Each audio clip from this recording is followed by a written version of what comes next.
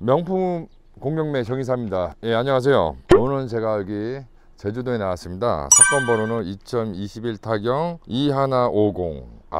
대단한 물건이 나왔어요. 제가 개인적으로도 여유가 있으면은 이 땅을 개인 소유를 하고 싶은 땅, 땅평수는 2만 평이 넘습니다. 이게 이제 임야, 정, 과수원이 다 돼 있어요. 이쪽부터 도로하고 딱 붙어 있는 땅이에요. 이쪽 담벼락부터 쫙 이쪽 입구, 여기 이제 대로변 보이죠? 이쪽 대로변, 코너 대로변이고, 이쪽으로 오시면은 입구가 있고, 협재해수욕장까지는 차로 한 15분 거리. 필지가 15필지. 제주도에 이 정도 평수, 크게 나오는 평수가 아마 드물 거예요.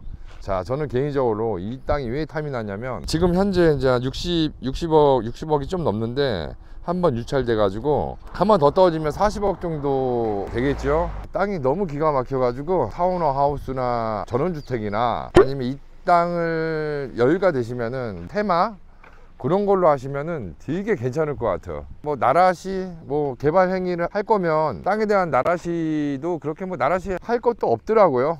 요즘 나라시 하면은 평당 한 20만 원에서 마이너스 플러스. 여기 지금 조경, 전, 밭, 임야, 가수원이 다 포함되어 있습니다.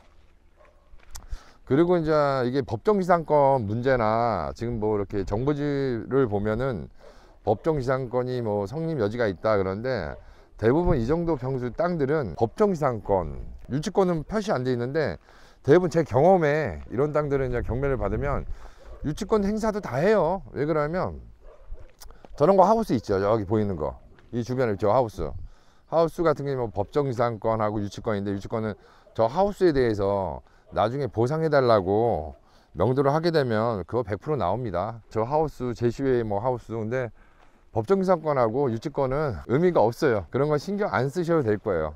수목 같은 것도 이제 등기가 된 수목이 있고 수목이 안 된 게 있어요. 예를 들어서 사과나무나 포도나무 같은 거는, 그런 것도 수목도 지상권으로 해가지고 보상도 요구하는 경우가 있어요. 땅의 크기가 상추나 그런 거 심으면은 그냥 갈아 엎어버리면 되는데, 요 같은 거, 나무 같은 거 아마 포함이 돼 있는 걸로, 포함은 안 돼 있을 거예요. 여기 어차피 포함이 돼 있다고 해도 나중에 여기 수목 심어놓은 사람들이 명도할 때 되면 다 나옵니다. 어디에서 개떼처럼 다 와요.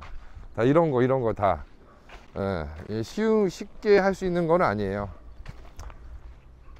근데 이런 거 같은 거는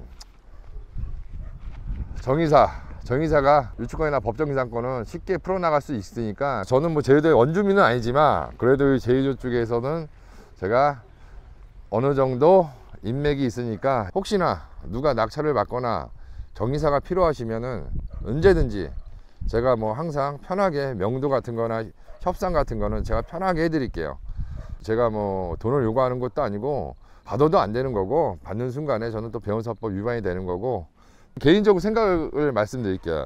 이런 땅들을 개인이 받아가지고 농사로 하긴 그렇잖아요. 그러니까 건설회사 아니면 이 땅에 대해서 뭔가 자기는 이따가 테마공원을 한번 해보고 싶다 그러면, 그런 거를 정확히 목표를 가지고 이걸 낙찰 받으셔야지, 이 땅을 그냥 낙찰 받아가지고 필지 쪼개가지고 팔아야 되겠다. 물론 그렇게도 되는데, 그거보다는 땅을 어느 정도 다져놓고 파는 게 나아요.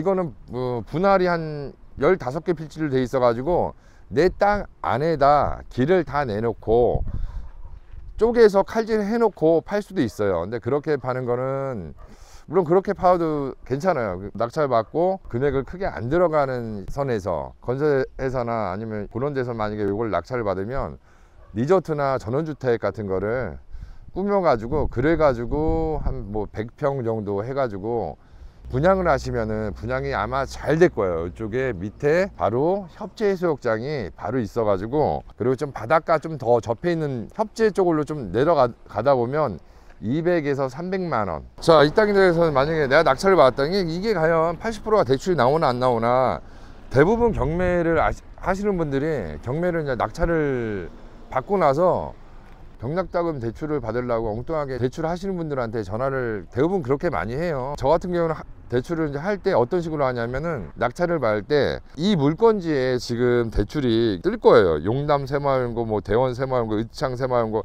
하나 새마을연고 이런 식으로 대출이 있는데, 자 물건지에다 먼저 이 물건지에서 대출해준 새마을연고에다 저는 먼저 전화를 해요. 만약에 뭐 신협이면 신협에 먼저 전화해 가지고 이거를 내가 낙찰을 받으려고 하는데 쉽게 이쪽에다 이제 문의를 먼저 전화상으로 문의를 먼저 해보세요. 왜 그러면 낙찰 안 받고 전화하면은 거의 대부분 뭐 그냥 뭐 80%는 나오는데 안 나오는 경우도 있는데, 전화할 때도 이거 제가 뭐 낙찰 받으려고 하는데 이렇게 그런 식으로 이렇게 전화하지 마시고, 경매 이렇게 하시는 분이나 아니면 MPL을 많이 하신 분들은 이런 이제 새마을연고에 전화할 때 대북에 좀 부탁합니다, 그런 식으로 얘기하면서 대북에 팀장 좀 부탁합니다, 그런 식으로 얘기하시면서 대출을 문의를 하세요. 그냥 저 뭐 이 땅 주소를 대고 대출 좀 문의하려고 하는데 뭐 낙찰 말라, 그런 식으로 접근하지 마시고, 항상 금융권에 전화할 때는, 내가 대출을 좀 원할 때는 대북에 그 용어를 쓰시면서 하세요. 용어, 제가 용어 하나 알려드렸습니다. 제 거를 이제 구독하시는 분들은 뭐 건축하시는 분이나 아니면 법인을 가지고 있고 이 땅에 대해서 좀 욕심이 나면은, 자 땅에서는 자 80%가 대출이 나왔어요. 그러면은 자 땅에서는 일단은 대출이 나왔단 말이에요. 그러면 이제 내가 이제 건축 행위를 하고 싶어, 건축 자금을 빌리고 싶어. 근데 땅도 대출을 할 때 이게 그냥 생임야예요. 생임야에서 대출을 만약에 은행에서 하면 내가 원하는 만큼 대출이 안 나오고 개발 행위 허가를 먼저 받아놓고 그리고 금융권에 가지고 대출을 하면 대출이 더 수월하게 나와요. 80%. 건축 행위를 하고 싶다, 담보 물건에 대한 거를 대출을 받을 거 아닙니까? 그것도 대출도 80%를 대출을 받으면 돼요.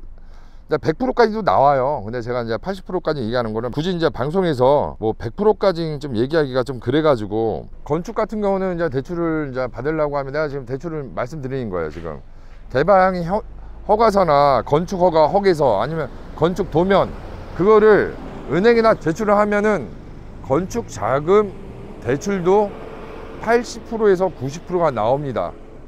그러니까 이런 땅은 욕심이 좀 나면은 충분히 들어가도 충분히 괜찮은 땅이에요. 도로 한번 싹 보여줄래요? 도로 이쪽에 은행에 지금 한 번에 대출이 안 나왔단 말이에요. 대출 금액이 좀 어느 정도 있어가지고, 자 대부분 다 PF 대출을 좀 일으킨 거예요. 왜 그러냐면 은행을 지금 딱 보니까 PF 대출을 다 한 번에 은행에서 내가 금액이 필요하다고 200억이 나온 게 아니고 여러 새마을금고 은행에서 쪼개서 나왔단 말이에요. 그러니까 쉽게 얘기하면 은행들이 2금융이나 3금융 은행들은 100억 이상을 한 지점에서 못 나가요. 그러니까 이런 금액대가 있으니까 니네 새마을연고 뭐 동부 새마을연고 몇 군데에서 그렇게 대출을 쪼개서 나갔다. 지금 내가 딱 보니까 쪼개서 나갔어요. 대출을. 이런 거를 이제 한 번에 통으로 안 나가고 여러 은행에서 어느 정도 n분의 1씩 대출이 나간 거예요.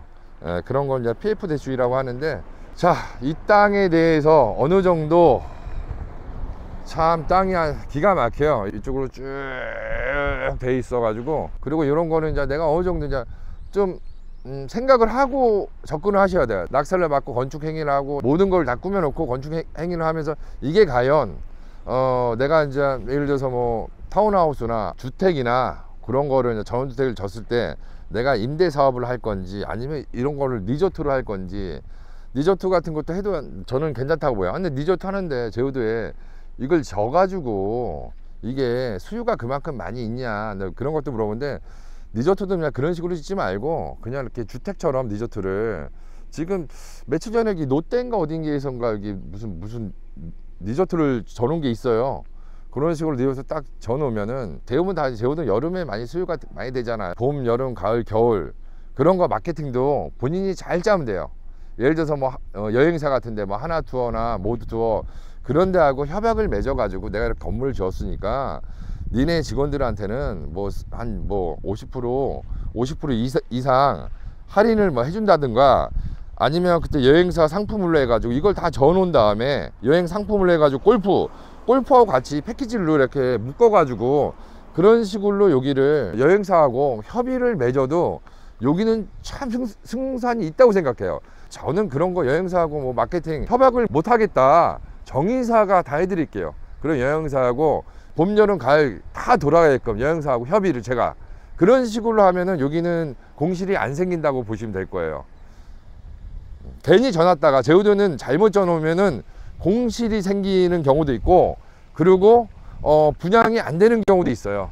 그런 걸 정확히 알고 하시면 되고, 그 제주도 같은 거는 이제 건축을 지을 때는 육지보다는 30%가 건축 자재비가 비싸고 자재 공급이 잘 안 되는 경우도 있어요. 그런 거 정확히 좀 알아보시고, 또 제주도 현지에서 인력을 쓰면은 인건비가 제주도는 좀 비싸요. 그런 거는 충분히 마케팅을 어느 정도 조사를 해놓고 여기를 어느 정도 생각하시면 될 거예요. 3대까지 무난하게 그냥 갈 것 같아요. 개발 딱 해놓고 오톨로 딱 돌아가게 해놓고 관리만 딱 해놓으면은 대단한 것 같아요. 그런 식으로 이제 뭔가 마케팅을 짜고 그런 식으로 접하면은 충분히 승산이 전 있다고 봅니다. 저런 것도 보셔야 돼요. 상하수나 전기 끌어오는 거, 그런 거 여기는 뭐 벌써 다 돼 있어요. 시골 같은 데는 생뚱맞게 땅이 싸다고 사가지고 수도 전기 못 끌어오면 진짜 제주도는 낭패 봅니다. 내가 경매를 더 좀 하려고 하면 이런 것도 어느 정도 눈에 익히면은 여러모로 아마 도움이 많이 될 겁니다. 제가 다시 한번 강조하는데, 이런 땅 크기는 유치권 법정지상권이 없다고 해도 대부분 낙찰받고 잔금 치면 그런 사람들 다 튀어나옵니다. 100%. 여기 하우스 쫙 있죠. 여기 수목 같은 거, 이런 거 본인들이 다 심었다고 나중에 다 그냥 돈 달라고 합니다. 다 나옵니다. 유치권 법정지상 없다고 낼롱 들어오지 마시고, 이런 거는 다 있어요. 근데 정의사가 얘기하는 거는 의미가 없다. 의미가 없고 다 철거하면 돼요. 철거하고 내고 수목 같은 거, 수목 임목 이런 것도 개인 소유가 아마 있을 겁니다.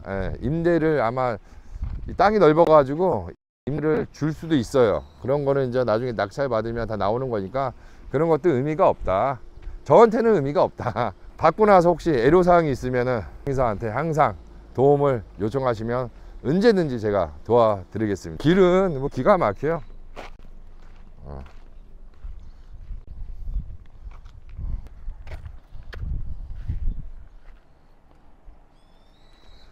자, 제가 지금 보이는데 이쪽 뒤쪽 이렇게 길이 쫙 다 있어요. 길 싹 다. 협재해수욕장은 이쪽이고, 제주도에서 이런 땅 가지고 있으면은 잘 여기 안을 테마식으로 잘 꾸며 놓으면은 3대 4대까지 먹고 사는 땅이에요. 너무 좋아요. 자, 이상 이 현장 제주도에서 저는 또 내일 또 정의사가 여기서 마무리하겠습니다. 네, 감사했습니다.